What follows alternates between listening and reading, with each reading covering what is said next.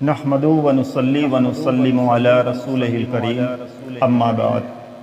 फ़अऊज़ु बिल्लाहि मिनश शैतानिर रजीम बिस्मिल्लाहिर रहमानिर रहीम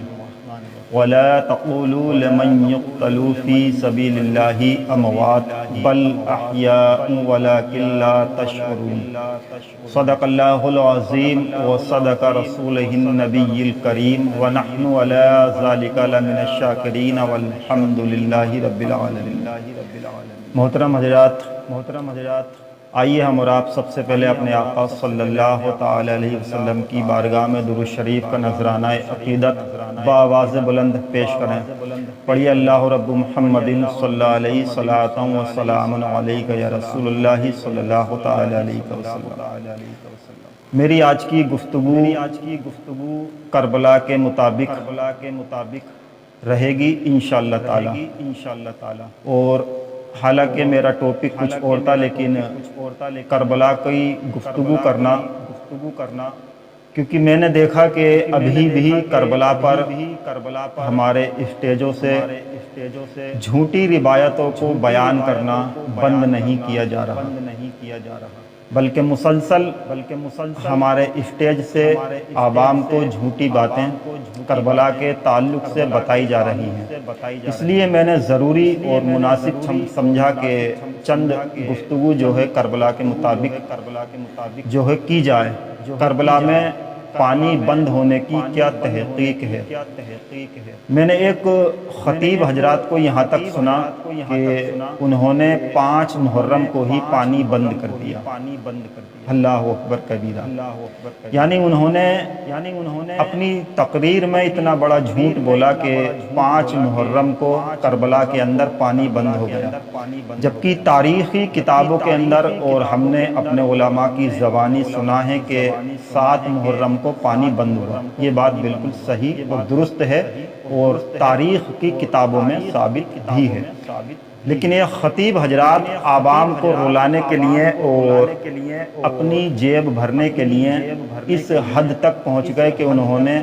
करबला में 5 मुहर्रम को पानी बंद कर दिया, जबकि किसी भी किताब से ये साबित नहीं है कि 5 मुहर्रम को पानी बंद हुआ। और इसके अलावा हमारे कुछ ख़तीब हजरात मिर्च मसाला लगाकर तारीख़ करबला पर इतना झूठ बोल रहे हैं कि उन्होंने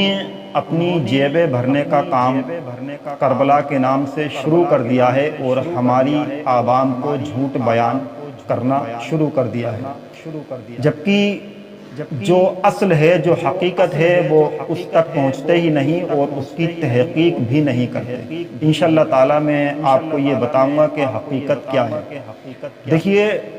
तारीख़ की जो सबसे मोतबर किताबें मानी जाती हैं वो हाफिज़ इब्ने कसीर अलैहि रहमा की तारीख़ इब्ने कसीर अल बिदाया वन निहाया। दूसरी किताब है तारीख़ इब्ने असीर, अल्लामा इब्ने असीर की ये लिखी हुई है। और तीसरी किताब है तारीख़ तबरी और चौथी किताब है तारीख़ इब्ने खुल्दून। ये 4 किताबें तारीख़ की मोतबर मानी जाती हैं और इन चारों किताबों के अंदर करबला के ताल्लुक से लिखा हुआ है कि 7 मुहर्रम को पानी बंद कर दिया गया। तारीख़ इब्ने कसीर यानी अल बिदाया वन निहाया की जिल्द नंबर 8 में सफ़ा नंबर 185 पर लिखा हुआ है। तारीख़ तबरी जिल्द नंबर 6, तारीख़ इब्ने असीर जिल्द नंबर 6 और तारीख़ इब्ने खुल्दून जिल्द नंबर 4। यानी 7 मुहर्रम को इब्ने ज़ियाद के हुक्म पर पानी बंद कर दिया गया। ये तारीख़ की किताबों में लिखा हुआ है और ये बिल्कुल हक और दुरुस्त है। लेकिन अब ख़तीब हजरात यहाँ तक पहुँच जाते हैं और इसमें मिर्च मसाला लगाते हैं कि एक बूंद भी पानी ख़ैमा हुसैन में मौजूद नहीं था। तो ये सरासर बिल्कुल झूठ है। किसी भी तारीख़ की किताब से ये साबित नहीं है कि एक बूंद भी पानी इमाम हुसैन रज़ी अल्लाह ताला अन्हु के ख़ैमे में मौजूद नहीं था, बल्कि ये बात तो बिल्कुल दुरुस्त है, अपनी जगह सही है। हम इस बात को मानते हैं कि 7 मुहर्रम को पानी बंद कर दिया गया, लेकिन لیکن امام حسین رضی اللہ تعالیٰ عنہ کے خیمے میں پانی موجود تھا۔ جب 8 محرم آئی تو حضرت امام حسین رضی اللہ تعالیٰ عنہ نے اپنے بھائی حضرت عباس کو جب نہر فرات پر پہرا لگا دیا، پانی نہیں لینے کا حکم دے دیا ابن زیاد نے، تو 8 محرم الحرام کو یہ تاریخ ابن کثیر کے اندر لکھا ہوا ہے اور تاریخ طبری کے اندر بھی لکھا ہوا ہے۔ اور دوسری بات یہ کہ ہمارے اکابر علماء حضرت علامہ مفتی شفیع اوقاڑوی علیہ الرحمہ جو مناظر اہل سنت حضرت علامہ کوکب نورانی مدث اللہ العالی کے والد گرامی ہیں، ان کے جو والد ہیں انہوں نے ایک کتاب لکھی شام کربلا، تو اس شام کربلا میں حضرت نے یہ بات خود تاریخ ابن کثیر کے حوالے سے لکھی ہوئی ہے کہ یہ پہلی روایت جو ہے اس کو جو ہے ہمارے کچھ علماء جو تقریر کرتے ہیں اسٹیج پر بیٹھ کے اس کو ہاتھ بھی نہیں لگاتے، جبکہ میں یہ بات اپنی طرف سے نہیں کہہ رہا ہوں بلکہ یہ تاریخ کی کتابوں میں لکھی ہوئی ہے۔ آپ شام کربلا پڑھ سکتے ہیں، اس کے علاوہ فلسفہ شہادت امام حسین پڑھ سکتے ہیں، تاریخ ابن کثیر البدایہ والنہایہ پڑھ سکتے ہیں۔ اس کے علاوہ حضرت امام حسین رضی اللہ تعالیٰ عنہ کی جو بیٹی تھی حضرت سکینہ، تو سکینہ وہ جو ہے بے ہوش ہو گئی تھی۔ جب وہ بے ہوش ہو گئیں تو 7 محرم کے بعد کا یہ واقعہ ہے کہ حضرت سکینہ بے ہوش ہو جاتی ہیں اور حضرت مولا امام حسین ان کے اوپر پانی چھڑکتے ہیں، اور پانی جب چھڑکتے ہیں تو حضرت سکینہ ہوش میں آ جاتی ہیں۔ اب میں ان خطیب حضرات سے یہ سوال کرنا چاہتا ہوں جو یہ کہتے ہیں کہ 7 محرم کو پانی بند ہو گیا اور ایک بوند بھی پانی موجود نہیں تھا، وہ یہ بات کہتے ہیں، اور یہ بات میں مانتا ہوں یہ حضرت امام حسین کی شان میں گستاخی بھی ہے ایک طرف سے، بلکہ یہاں تک خطیب حضرات کہتے ہیں کہ حضرت امام حسین کو لاچار کیا اور ان کو ایک بوند بھی پانی نہیں لینے دیا، ثم معاذ اللہ لاچار کیا حضرت امام حسین کی شان میں، یعنی حضرت امام حسین کو لاچار کیا۔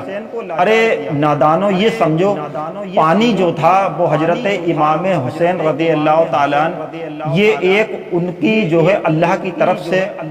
ایک یہ سمجھ لیجئے کہ اللہ کی طرف سے ان کی ایک امتحان تھا۔ اگر حضرت امام حسین چاہتے تو پوری نہر فرات جو ہے آپ کے قدموں میں آ جاتی، بلکہ پانی جو ہے لب حسین کے لیے ترسا اور امام حسین پانی کے لیے نہیں ترسے، اور خطیب حضرات یہاں تک کہہ دیتے ہیں کہ امام حسین پانی کے لیے ترسے، اور یہ حضرت امام حسین کی شان میں گستاخی کر دیتے ہیں، جبکہ پانی لب حسین کے لیے ترسا بلکہ حسین پانی کے لیے نہیں ترسے۔ کیونکہ آپ یہ سمجھ لیجئے کہ ہند کی سرزمین پر رہ کر جب خواجہ غریب نواز علیہ رحمہ ایک اپنے کاسے میں پوری ندی کا پانی کو جمع کر سکتے ہیں، تو آپ کے بابا سرکار معین الدین چشتی علیہ رحمہ کے بابا حضرت امام حسین کے نہر فرات کو نہیں بلا سکتے؟ بالکل بلا سکتے ہیں۔ تو اس طرح سے بیان بازی سے جو ہے بچا جائے۔ اب جب سکینہ رضی اللہ تعالیٰ عنہ کو جو ہے بے ہوش ہو گئی تو ان کو پانی چھڑکا گیا تو آپ ہوش میں آتی ہیں۔ دوسری بات تاریخ ابن کثیر البدایہ والنہایہ کے اندر لکھی ہوئی ہے کہ 10 محرم کو حضرت امام حسین رضی اللہ تعالیٰ عنہ نے غسل کیا، اور غسل کرنے کے بعد آپ نے اپنے رفقا جو آپ کے ساتھی تھے ان کو حکم دیا کہ جس کو غسل کی حاجت ہے وہ غسل کریں اور جن کو وضو کرنا ہے وہ وضو بھی کریں۔ تو ان خطیب حضرات سے میرا سوال ہے کہ جب 7 محرم کو پانی بند کر دیا گیا، یہ بات ہم بھی مانتے ہیں، لیکن ہم یہ ہرگز نہیں مانتے کہ ایک بوند بھی خیمہ حسین میں نہیں تھا پانی کا، بلکہ پانی بند ہونے کے بعد بھی موجود تھا۔ حضرت مولا عباس پانی لے کر آئے، حضرت امام حسین نے حضرت سکینہ جب بے ہوش ہو گئیں تو ان کے اوپر پانی چھڑکا، اور آپ نے 10 محرم کو غسل کیا، آپ کے ساتھیوں نے وضو کیا۔ جب پانی موجود تھا وضو بھی کیا، غسل بھی کیا، تو اس کو پینے میں کیا دقت تھی؟ آپ نے اس پانی کو پیا بھی، آپ نے گھوڑوں کو بھی پلایا۔ تو اس طرح کی بیان بازی سے بچا جائے اور عوام کو حق اور صحیح روایت جو ہماری صحیح کتابوں میں علماء اہل سنت کی کتابوں میں لکھی ہوئی ہیں ان کو ہی بیان کیا جائے۔ اب یہ جھوٹی روایتیں جو بیان کرنا شروع ہوا یہ کہاں سے ہوا؟ تو میں آپ کو بتا دوں کہ ایک مولانا ہیں جن کا نام ہے ملا حسین کاشفی، ان کی ایک کتاب ہے جس کتاب کا نام ہے روضۃ الشہداء، اور اس کتاب کے تعلق اور اس مصنف کے تعلق جب ہمارے علماء اہل سنت کی بیٹھک ہوئی، آپ نے بیٹھ کر اس مولانا کی جب پوری ڈیٹیل نکالی تو ہمارے علماء اہل سنت نے لکھا کہ ملا حسین کاشفی ایک شیعہ عالم تھا،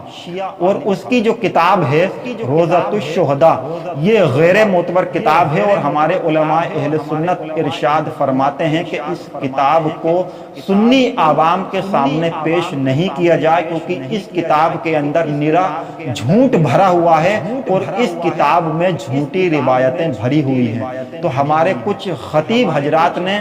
تحقیق نہ کرنے کی بنا پر اس کتاب کا مطالعہ کیا، اس کو پڑھا اور سنی سنائی بات کو بیان کرنا شروع کر دیا۔ تو میں اپنے علماء اہل سنت سے کہنا چاہوں گا کہ وہ اس شیعہ کی کتاب کو جو ملا حسین کاشفی کی لکھی ہوئی ہے روضۃ الشہداء، اس کتاب کو اپنے مطالعہ میں نہیں رکھیں بلکہ اس کتاب کو پڑھنا بند کر دیں، اور ہم علماء اہل سنت کی جو کتابیں ہیں جن میں صحیح روایتیں موجود ہیں، تاریخ ابن کثیر ہے، تاریخ ابن خلدون ہے، تاریخ ابن اسیر ہے، شام کربلا ہے، ان کتابوں کا مطالعہ کریں اور ہماری عوام کو جو صحیح روایت ہیں وہ بیان بتائیں تاکہ عوام تک صحیح بات جو کربلا کی بات حقیقت میں ہے وہ بات ان تک پہنچے۔ امید ہے کہ ہمارے علماء اس پر غور و فکر کریں گے، اور میں اپنی عوام سے کہنا چاہوں گا کہ آپ حضرات جو ہے اگر اس طرح کا کوئی بھی بیان کرے جو جھوٹی روایتیں مشہور ہو چکی ہیں تو آپ ان سے دلیل طلب کریں۔ امید ہے کہ آپ کی سمجھ میں یہ بات آ گئی ہوگی۔ السلام علیکم ورحمۃ اللہ وبرکاتہ۔